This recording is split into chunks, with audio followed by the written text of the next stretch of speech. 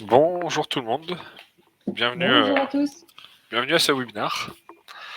Donc on va attendre quelques minutes avant de démarrer, mais déjà si vous pouvez nous dire si vous nous entendez bien dans le chat.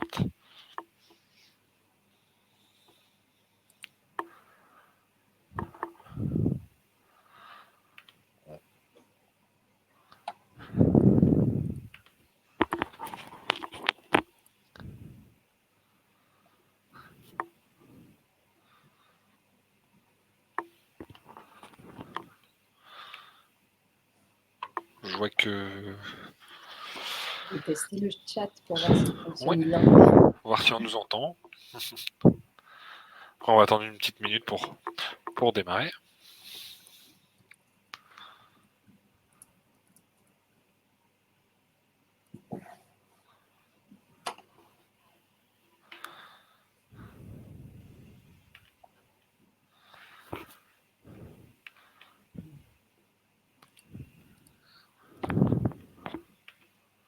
Hop. Je pense qu'on démarrera vers 11h03, tant que tout le monde arrive. Pour ceux qui sont déjà là, il y a une partie sondage à laquelle vous pouvez répondre aussi déjà sur les différents points qu'on va aborder aujourd'hui. Donc il y a la partie récupération des données, donc la partie capter les visiteurs et les transformer en clients, et sur la partie aussi les transformer en ambassadeurs. Donc n'hésitez pas à répondre à ces petits sondages qui nous permettront de mieux vous connaître. Tout à fait, et c'est sur l'onglet à droite, sur l'onglet sondage. Et si vous avez des questions, vous pouvez aussi les poser dans la partie questions. On y répondra à la fin, bien évidemment.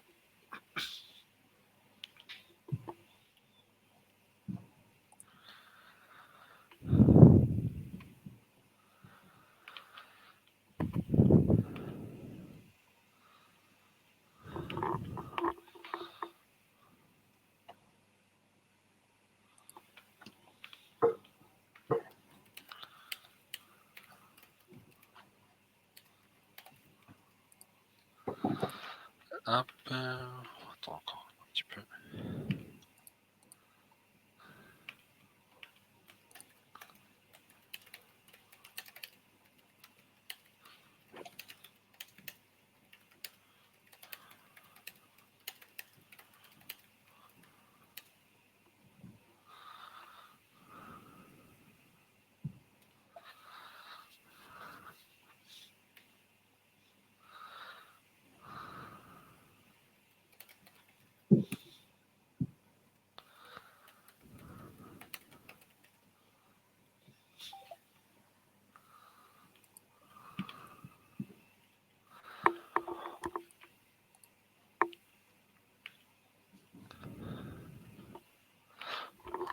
Donc, on va voir.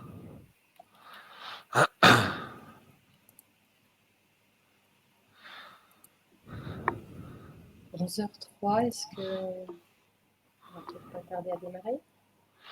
Ouais, on va le faire comme ça.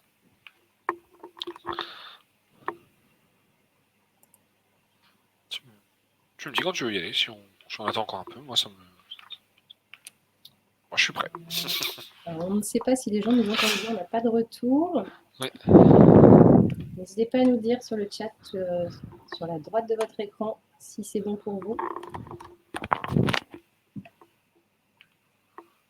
Ah, ça a l'air d'être bon. Bon, on y va, Johnny? Ouais, allons-y. Et Alors je vais commencer, on va commencer, si ça veut bien, c'est tout bon. Donc bienvenue, donc ce webinaire, on va se concentrer sur les e-commerçants, surtout sur les différentes étapes des e-commerçants, donc comment capter les visiteurs, les transformer en clients, et surtout comment convertir ces clients en ambassadeurs de marque. Donc n'hésitez pas, comme on vous l'a expliqué, à poser vos questions dans l'onglet questions. Vous avez une partie sondage dans laquelle vous pouvez déjà répondre, ce qui nous permettra de mieux vous connaître. Et je te laisse te présenter, Christelle. Oui, tout à fait. Alors, qui je suis pour commencer et rapidement, donc je suis Christelle, je fais partie de l'agence Netellium. Nous, notre vocation, c'est de rendre accessible le marketing relationnel avancé au plus grand nombre pour créer une belle histoire avec vos clients. On est une agence qui a été créée en 2012. Aujourd'hui, on est 12 collaborateurs. On est situé à Rennes et sur Nantes et on a plus d'une centaine de clients de tout secteur, essentiellement des PME. Vous pouvez voir quelques-uns des logos de nos clients juste après. Par contre, Johnny, je n'arrive pas à passer les slides. Ah, si, ça y est. Ça a l'air de fonctionner. Donc voilà, quelques-uns de nos clients. Donc je vais me présenter à mon tour, c'est vrai que je ne me suis pas présenté au tout début. Donc Johnny, donc je suis le responsable web marketing pour We Love Customers. Donc nous, on est une entreprise qui va principalement se concentrer sur la partie post-achat et sur la partie recommandation client, donc les différents outils qui vont permettre de convertir les clients en ambassadeurs de marque, en porte-parole en fait de l'entreprise. Donc on est également basé en Bretagne à Rennes et on accompagne des entreprises de tout secteur, que ce soit dans le e-commerce, dans le service à la personne, dans l'immobilier, l'emploi, voilà, dans l'industriel aussi avec Dantec par exemple. Donc on va accompagner des entreprises de tout secteur, de toute taille et de tout type. Je te laisse reprendre la main, Christelle. Oui, donc c'est parti pour notre webinaire spécial e-commerçant avec, pour commencer, comment capter vos visiteurs sur votre site internet. Déjà en préambule, c'est vrai que le taux de conversion e-commerce en moyen en France, il est seulement de 1 à 3% en moyenne. Qu'est-ce que ça veut dire? Ça veut dire que sur 100 visiteurs sur votre site internet, il y en a un peu moins de 5 sur 10 qui voient une page produit de votre site. Puis ensuite, il y en a un peu moins de 1 sur 10 qui vont ajouter un produit dans leur panier.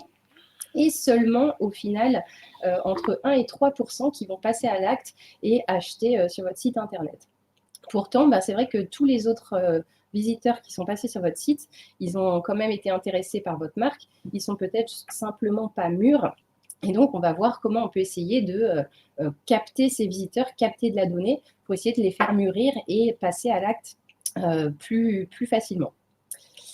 Donc, du coup, l'enjeu, effectivement, ça va être de collecter des informations sur vos visiteurs en trouvant ce qu'on appelle chez nous des bons pots de miel. Je vais vous expliquer ce que c'est.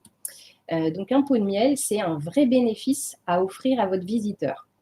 En gros, vous allez leur offrir un bénéfice en échange d'une information sur eux pour apprendre à mieux les connaître. Donc, pour créer ce pot de miel, il faut penser client. Donc, il faut vraiment que ça soit un bénéfice qui est attractif pour votre visiteur, qui est facile à comprendre, sincère et transparent.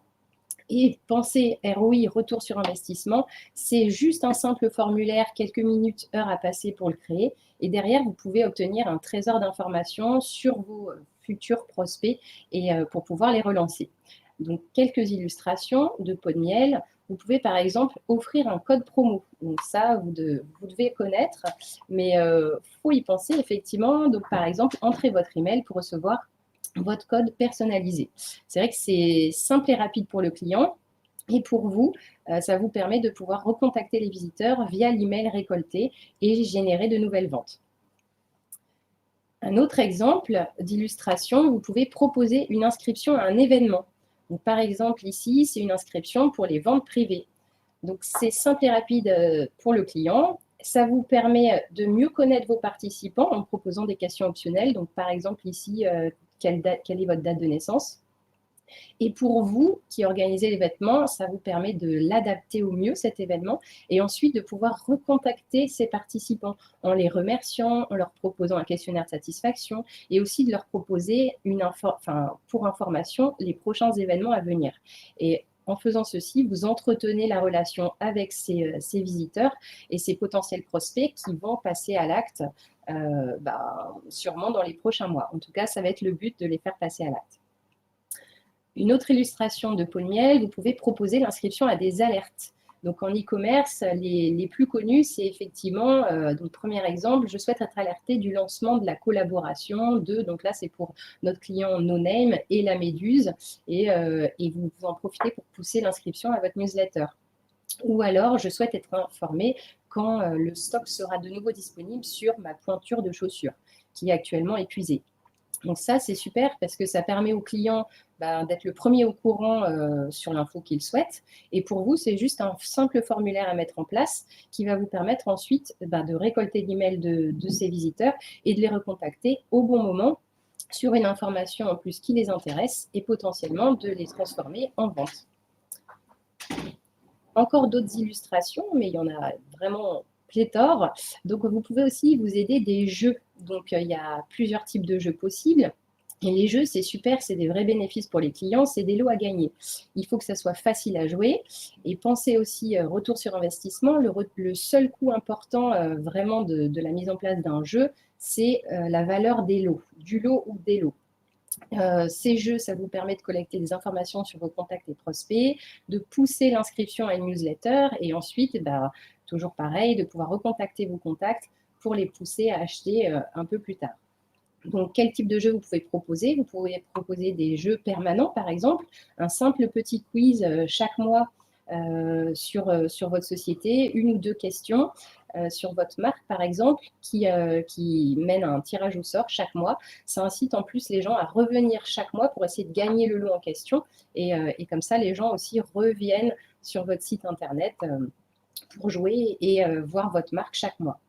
Vous pouvez aussi proposer un jeu Web to Store. Donc, c'est un jeu qui va se jouer sur votre site internet et qui va avoir pour but de mener vers vos points de vente.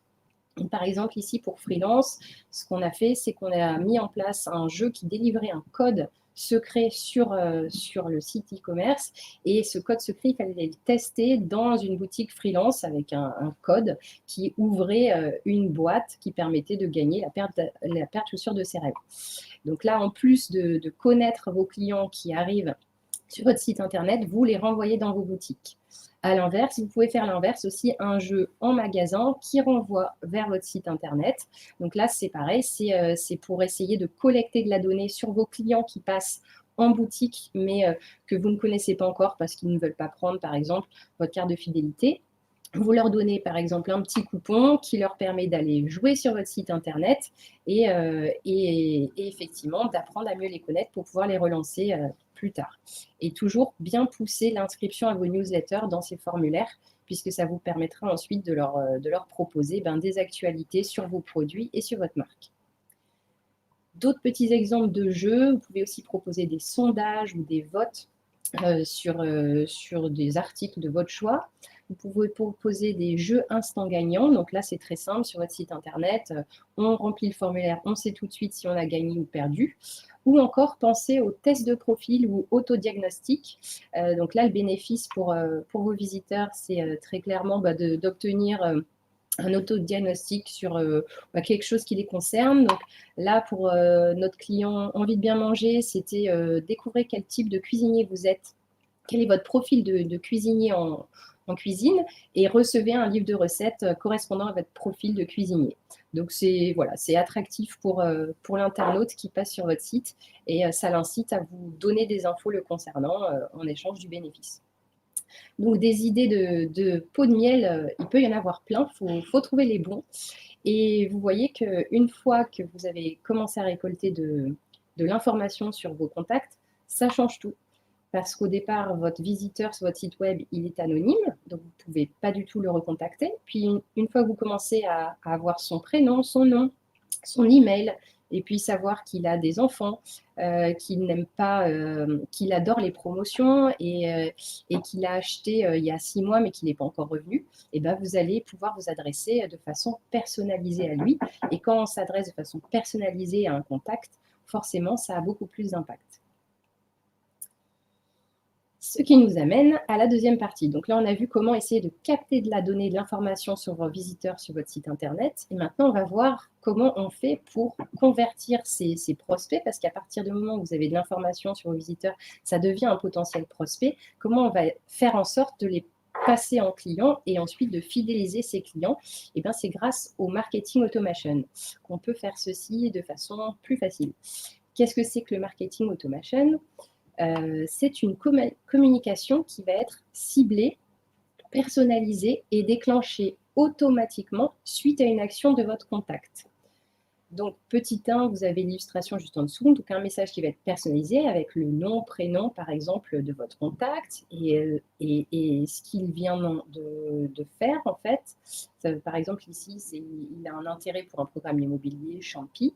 Vous allez cibler l'envoi, donc uniquement à des personnes en particulier qui n'ont peut-être pas acheté depuis 6 mois, qui sont intéressés par des produits de tel type, et vous allez programmer votre envoi à une date précise et un envoi à une heure précise. Si vous voulez en savoir plus sur le marketing automation, on vous met dans le chat un webinaire qui a été fait entre Pogo Tango et Wheel of Customer sur le marketing automation pour tout savoir sur les intérêts et tout ce qu'on peut faire avec cette technique. Donc, une fois qu'effectivement, vous savez maintenant ce que c'est rapidement que le marketing automation, il va falloir vous créer des scénarios de marketing automation avant la première vente, ce qu'on appelle le lead nurturing. Donc, effectivement, vous avez des leads qu'on essaye de convertir en achat, enfin en vente. Généralement, ça représente 1 à 3% des leads qui sont convertis seulement. Et donc, entre-temps, il y a du flottement. Donc, c'est à ce moment-là qu'il faut qu'on propose des choses pour convertir au mieux vos leads. Donc, posez-vous la question de que feriez-vous en face de la personne dans la vraie vie? Vous leur proposerez sûrement peut-être une offre spéciale ou une baisse de prix au bout de 15 jours si ça les intéresse pas encore tout à fait. Et bien, c'est exactement cette même imagination qu'il faut avoir de façon automatisée. Donc, quelques illustrations. Quelqu'un qui vient de s'inscrire à votre newsletter, vous pouvez programmer l'envoi d'un welcome pack. Un welcome pack, c'est quoi? C'est une newsletter qui va lui souhaiter la bienvenue, comme dans la vraie vie. Bienvenue et merci pour votre inscription à notre newsletter. Avec celle-ci, vous allez pouvoir bénéficier de nos informations, etc. Donc, de cette façon, vous entretenez le contact avec votre visiteur, avec votre prospect, comme dans la vraie vie et de façon personnalisée. Un autre exemple qui est clé dans l'e-commerce, c'est la relance des paniers abandonnés. Donc là, vous avez tous déjà dû recevoir ce type d'email. Vous mettez un produit au panier, vous ne le validez pas tout de suite, et le lendemain, on vous envoie un mail pour vous rappeler que votre panier est toujours en attente de validation. Et ça, c'est très efficace dans le e-commerce. Ça donne de très bons scores de conversion.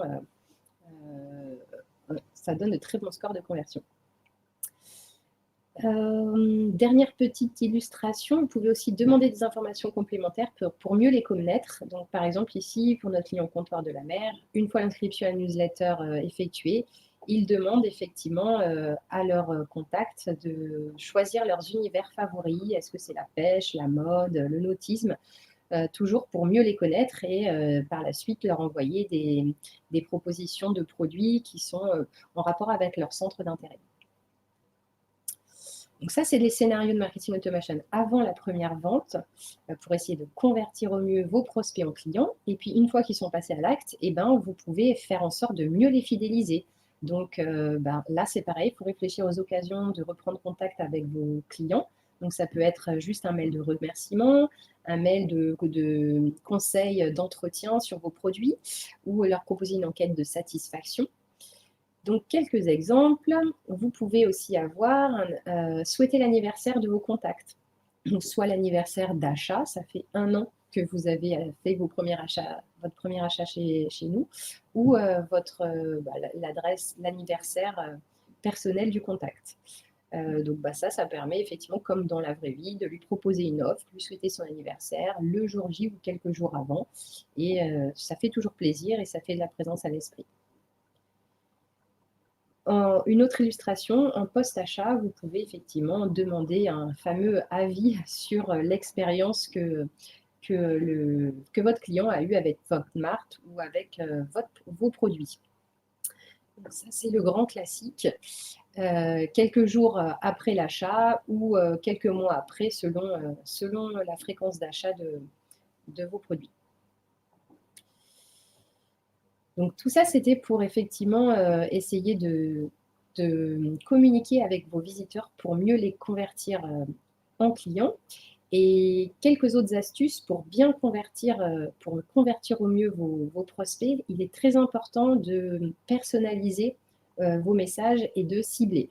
C'est vrai que si vous envoyez le même message à tout le monde, par exemple sur un marché, la poissonnière qui va proposer son poisson à tout le monde, à tous les passants, ça ne va pas avoir le même impact que la poissonnière qui va vous dire Madame Dupont, je vous ai conservé aujourd'hui, je vous ai réservé aujourd'hui cette sole exprès pour vous, vu que je sais que vous les aimez.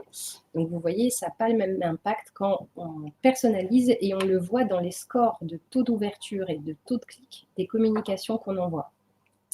Ça passe vraiment en moyenne, les taux d'ouverture sont entre 18 et 20% sur un emailing qu'on va envoyer à tout le monde et ça monte autour des 40%, voire beaucoup plus, quand on personnalise le message et qu'on le cible auprès d'un type de clientèle en particulier.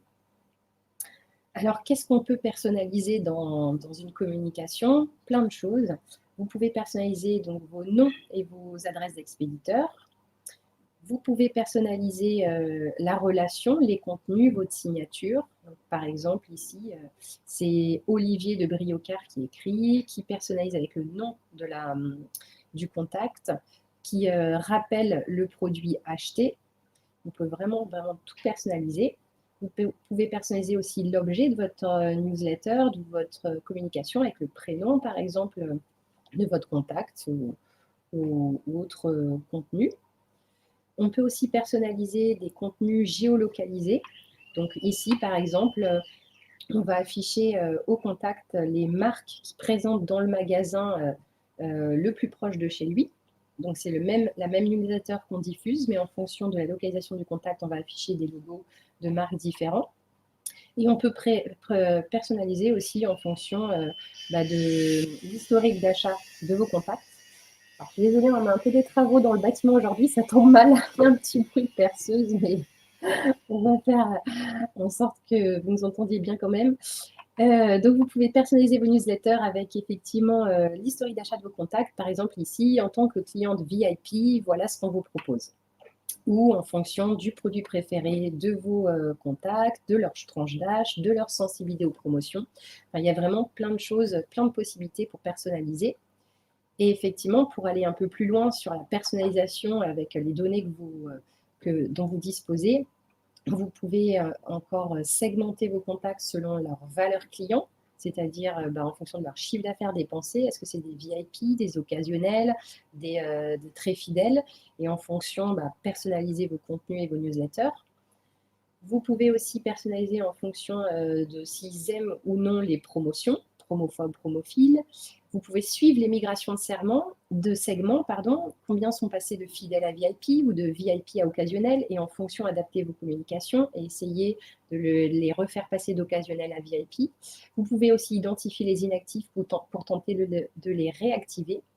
Donc, vous voyez, une fois que vous avez de l'information sur vos contacts, il y a vraiment plein de possibilités pour personnaliser vos communications, cibler et essayer de fidéliser au mieux vos clients et de convertir au mieux vos prospects.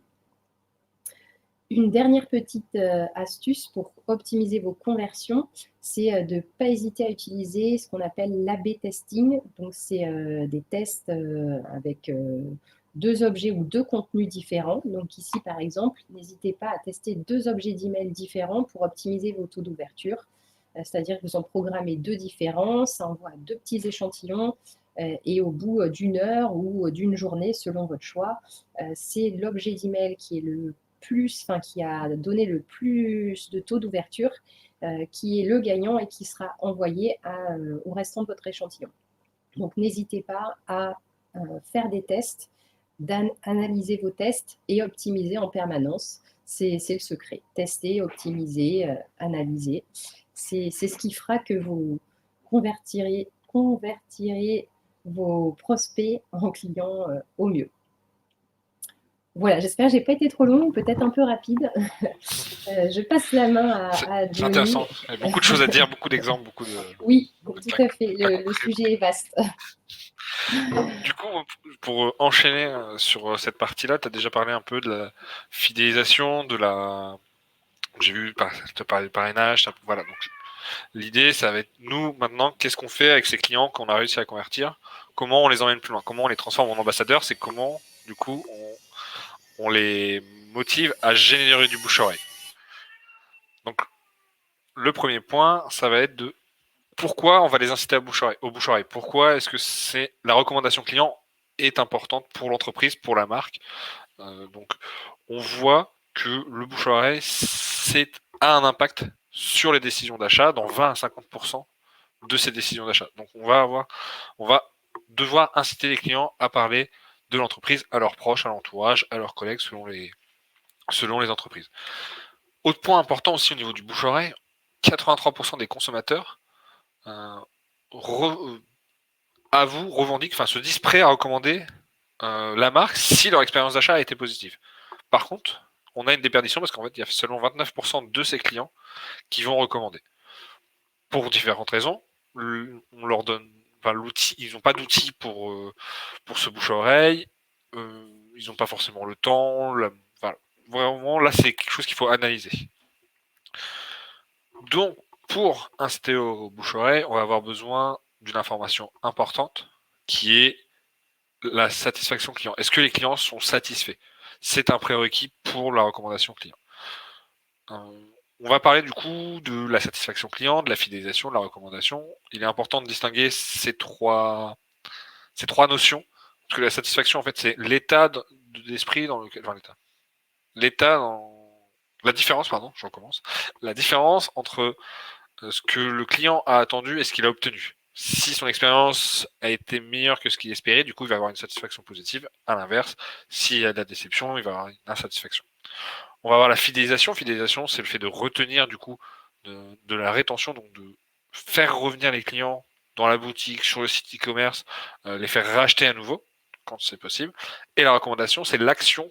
C'est une action de parler de l'entreprise. On va devoir différencier ces trois notions, mais on va pouvoir les calculer et du coup créer un entonnoir sur les clients satisfaits, est-ce qu'ils sont fidèles, est-ce que ces clients fidèles, est-ce qu'ils recommandent. Voilà, c'est une distinction qui est importante à faire. En fait.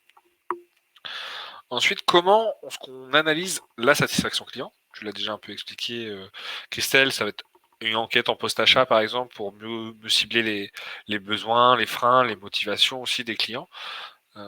Mais on va pouvoir aussi utiliser un outil qui est le Net Promoter Score, donc le NPS, qui est un outil très simple à calculer, qui se base sur la question, sur une échelle de 0 à 10, seriez-vous prêt à recommander la marque à vos proches, à votre entourage, à vos collègues?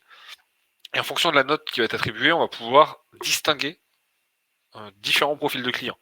On va voir ceux qui mettent 9 ou 10 sont les promoteurs, donc les ambassadeurs potentiels de l'entreprise, ceux qui mettent 7 ou 8 sont les passifs, et ceux qui mettent moins de 6 sont des détracteurs. Soit les détracteurs, ce sont soit des clients qui ne vont jamais parler de l'entreprise, ou qui vont en parler de manière négative. Donc, ça va être un bouche à oreille négatif.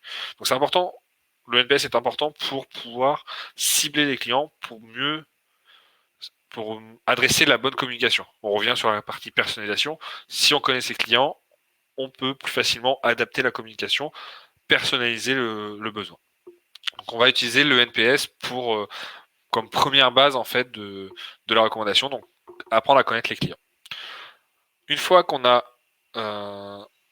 fait ce NPS, on va les intégrer dans un parcours, même si le NPS c'est un point d'entrée pour le parcours du client dans la recommandation client.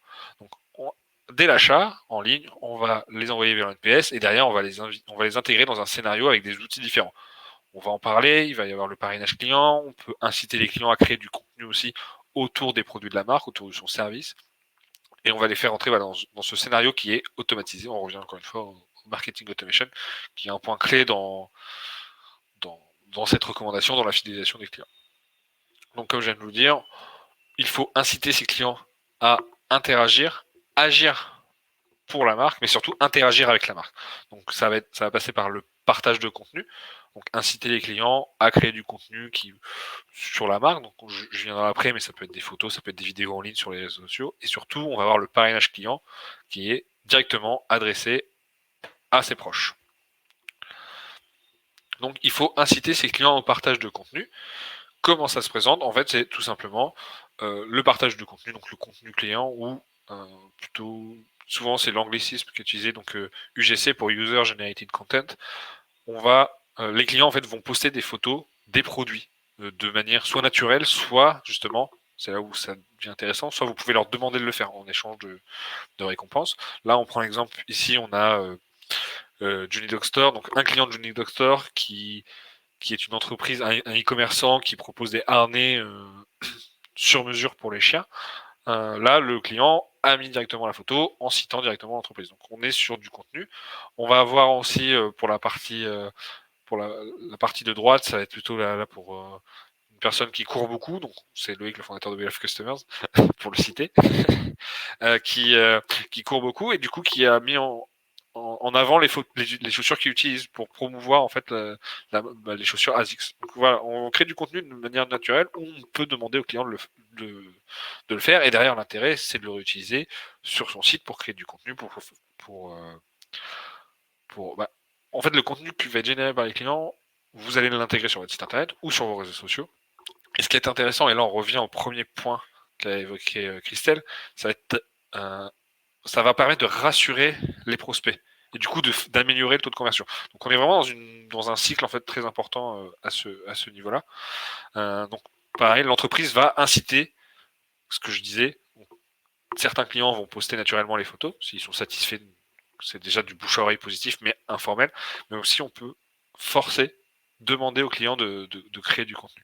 Là on prend l'exemple de Hardloop qui a fait un concours pour la meilleure photo qui sera prise avec les produits vendus sur le site e-commerce.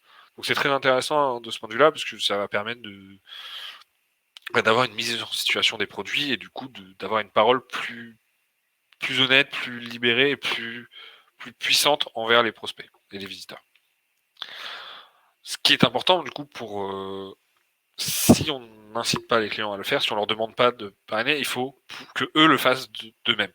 Et pour ça, il y a un point qui est important, c'est de surprendre ses clients, de pas simplement leur envoyer le produit qu'ils ont commandé, c'est rajouter des petites attentions supplémentaires. Ça va être éventuellement, voilà, là on a l'exemple avec Loïc qui publie, il a fini une course, il a eu plein de petits goodies en plus, il a été surpris, et du coup naturellement il a posté la marque en la citant, et du coup ça crée du contenu. Donc là ça participe grandement au bouche-oreille, et du coup ce client est devenu un ambassadeur auprès de sa communauté.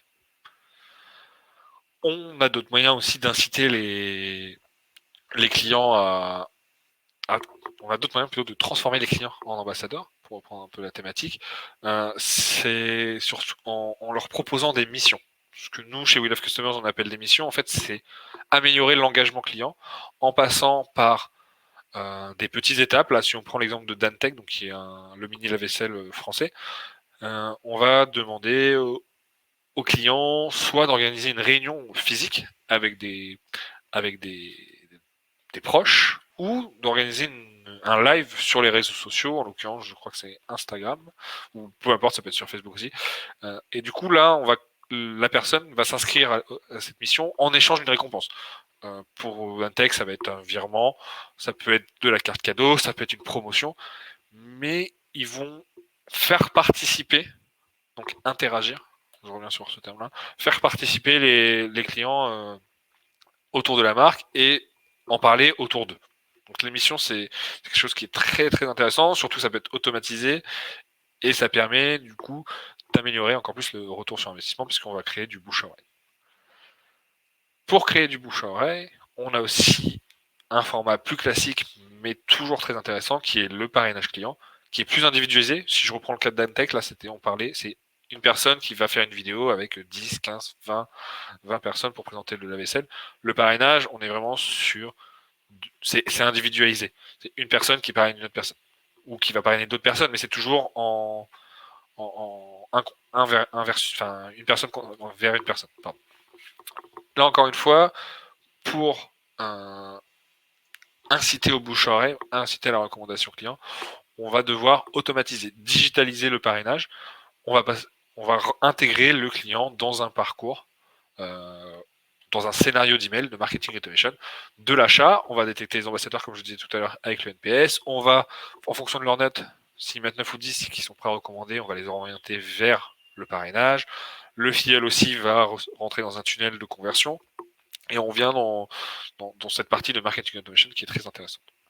D'ailleurs, vous pouvez toujours retrouver le lien dans le chat si vous voulez revoir le webinaire sur le marketing automation et la recommandation client, ce qui est très intéressant. Quand on va lancer son programme de parrainage, je ne vais pas rentrer dans le détail, on va avoir plusieurs supports de communication à créer. La partie emailing, bien évidemment, vu qu'on fait du marketing automation, on doit personnaliser les emails, on doit personnaliser le site internet, on va créer une page dédiée au parrainage pour expliquer les différents points de vue, les différentes étapes, pardon. On va créer des posts sur les réseaux sociaux où se trouve la clientèle.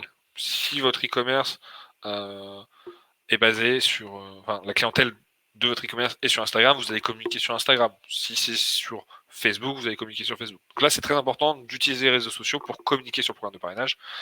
Et un autre point aussi qui est intéressant, c'est l'asilage, donc mettre des flyers en plus dans le colis. Comme ça, le client, quand il ouvre son colis, il voit que le programme de parrainage existe et il va plus facilement en parler autour de lui.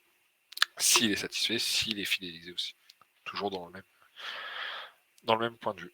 On va créer aussi une offre de parrainage. L'offre de parrainage doit être importante, doit être pertinente avec l'entreprise ce qu'elle fait. Dans le e-commerce, généralement, on va avoir 3 types de récompenses pour le parrainage. Ça va être une remise en euros, une remise financière, une remise en pourcentage, pardon, ou encore des frais de port offerts. Ça, c'est très simple, il faut que ce soit pertinent, cohérent avec le panier moyen de l'entreprise, de la boutique en ligne. Si le panier moyen c'est 200, 300 euros, offrir 5 euros n'aura aucun impact ou très peu d'impact sur le parrainage. Donc, il faut que ce soit cohérent à ce niveau-là. Un point aussi important pour revenir sur le parrainage client, sur comment bien l'automatiser, comment bien l'animer, ça va être de créer des jeux concours. Toujours la gamification en fait, que ce soit dans la conversion des visiteurs en clients ou des clients d'ambassadeurs, le jeu concours reste et la gamification reste très important. On va pouvoir créer des tirages au sort. On va pouvoir utiliser les réseaux sociaux encore une fois ou créer des offres boostées. Je prends un exemple, Boursorama, ils ont un programme de parrainage à l'année qui est de 80 euros par filleul pour le parrain et le filleul. Par contre, une fois par mois, un week-end par mois, l'offre va passer à 180 euros. 150 selon les mois. Et du coup, ils vont animer le programme et ils vont pouvoir avoir plus de nouveaux clients à ces périodes-là. C'est intéressant aussi pour animer le programme de parrainage. Donc, comme on vient de voir, on va avoir des facteurs qui vont permettre au programme d'être performant. Je vais commencer par l'offre, mais est-ce que l'offre est pertinente, attirante? Est-ce que ça va convaincre les clients de parrainer, de devenir des ambassadeurs? Est-ce que ça va convaincre les filleuls de faire un achat? On va devoir animer le programme, donc le rendre visible via les différents supports de communication, via des concours, des offres boostées. Et important, avoir une taille minimale de clients, avoir une base de données, et dans cette base de données, avoir des clients, des ambassadeurs potentiels. C'est là où le NPS entre en jeu, c'est mieux connaître sa base de données. Si on sait que dans ses clients, dans sa base de données, on a des clients qui sont prêts à recommander, du coup, ça va permettre de mieux anticiper le lancement du programme. Bien évidemment, quand on met taille minimale, c'est que si on vient de lancer son e-commerce, qu'on a 10, 20 clients dans sa base de données, ça va être compliqué de lancer le programme de parrainage. Faut grandir un peu pour pouvoir lancer le parrainage. Qu'est-ce que ça apporte du coup le parrainage ou la partie aussi partage de contenu, parce que la partie avis client que je n'ai pas abordé, mais les avis clients font partie du partage de contenu. Qu'est-ce que ça va apporter à l'entreprise en termes de bouche à oreille? Donc, ce que nous on a constaté chez We Love Customer, c'est que 25% des filleuls qui sont invités dans le cadre d'un programme de parrainage vont devenir clients. Donc on a un client sur 4, enfin un prospect sur 4 qui vient du parrainage devient client. Donc on a un taux de conversion qui est élevé, qui est plus élevé si on prend par exemple la publicité en ligne type Google Ads ou Facebook Ads. on a des taux de conversion qui sont plus élevés avec le parrainage. Chez We Love Customers, nos clients, les entreprises, les e-commerçants, ont un retour sur investissement de 14. C'est-à-dire pour chaque euro investi, ils vont générer 14 euros de chiffre d'affaires. Tout ça s'explique pour différents points, les filleuls qui deviennent clients, les clients qui sont fidélisés, la durée de vie du client, tous ces points-là rentrent dans ce calcul du retour sur investissement. Je reviens sur les avis clients, on a aussi le fait de publier des avis clients sur son site internet, donc utiliser les contenus créés par le client, ça va permettre d'augmenter le taux de conversion de 41%, donc de rassurer les visiteurs. Donc on voit qu'il y a une partie fidélisation des clients, mais aussi une partie acquisition. Du coup, on revient à la partie de Christelle sur comment convertir ses visiteurs, les rassurer, c'est important. Et le marketing automation, on en parlait, automatiser la relation client tout en la personnalisant, je tiens à le préciser, ça va permettre d'augmenter le chiffre d'affaires en moyenne de 10% à partir du premier semestre. Enfin, 6 à 9 mois après la mise en place de l'automation. Mais toujours garder en tête qu'il faut personnaliser cette automatisation parce que sinon, l'impact sera moindre, comme l'a démontré Christelle. Quand c'est pas personnalisé, il y a moins de taux d'ouverture, il y a moins de taux de clics, donc il y a moins de ventes derrière. Donc pour un peu conclure sur ce webinaire, sur les bonnes pratiques, on va avoir plusieurs bonnes pratiques pour convertir ses visiteurs en clients, puis en ambassadeurs. On va avoir d'abord l'échange de bénéfices, en échange d'une information. Ce qui est le lead magnet, en fait, ce qu'on va appeler le lead magnet, c'est qu'est-ce qu'on va faire pour récupérer les informations, qu'est-ce qu'on va donner en échange. Toujours un compromis, c'est pas le bon terme, mais on va voir ce point-là. Toujours être transparent, surtout à l'heure du RGPD, la transparence, la sincérité, c'est quelque chose qui devient très important. Les données, qu'est-ce qu'on en fait, pour quel usage. Faut que ce soit simple à comprendre pour le client, c'est-à-dire quels sont les intérêts pour lui. En fait, il faut que les règles du jeu soient le plus basiques possible pour que le client se prenne au jeu.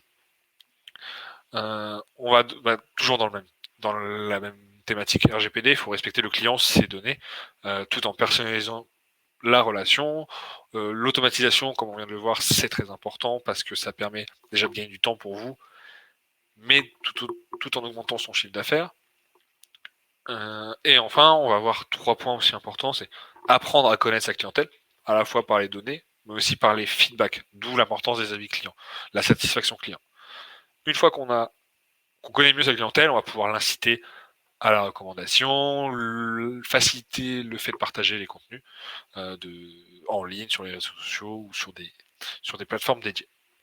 Donc voilà un peu les bonnes pratiques pour convertir ses visiteurs en clients. Voilà, c'était pour conclure. Et si vous voulez nous contacter, donc on vous laisse nos coordonnées ici. Donc vous pouvez contacter Christelle sur son adresse mail. Vous pouvez me contacter aussi directement. Et si vous avez des questions, on est disponible pour y répondre pendant encore quelques minutes.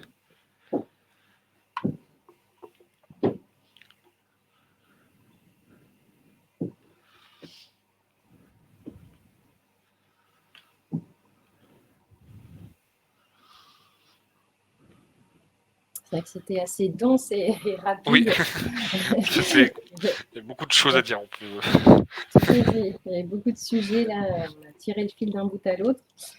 N'hésitez pas à prendre nos coordonnées et nous recontacter pour des questions complémentaires. Sachant que je pense que chaque partie pourrait faire l'objet de plusieurs webinars. Tout à fait. C'était peut-être un peu dense en très peu de temps, mais du coup, si vous avez des questions, c'est le moment, on est là pour y répondre.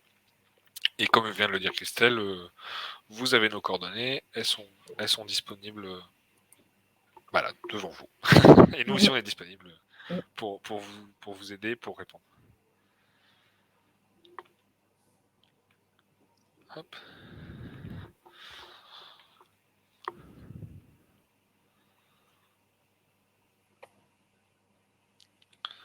Visiblement, il n'y a pas de questions pour le moment. Pour information, donc vous allez aussi recevoir le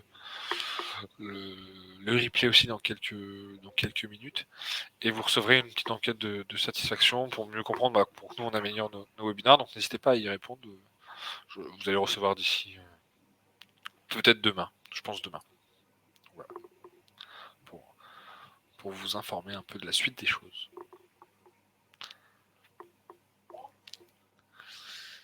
Et s'il n'y a pas de questions, je pense qu'on va pouvoir couper, Christelle. Sauf si tu avais des points à rajouter ou des petites précisions. Non, on pourrait avoir plein de choses à rajouter, mais oui, j'espère que c'était pas trop rapide pour vous. Mais en tout cas, n'hésitez pas si vous avez des compléments à demander. Merci pour votre présence et encore une fois, n'hésitez surtout pas à nous contacter. Merci à tous. Je vous souhaite une bonne journée. Bonne journée, au revoir. Au revoir.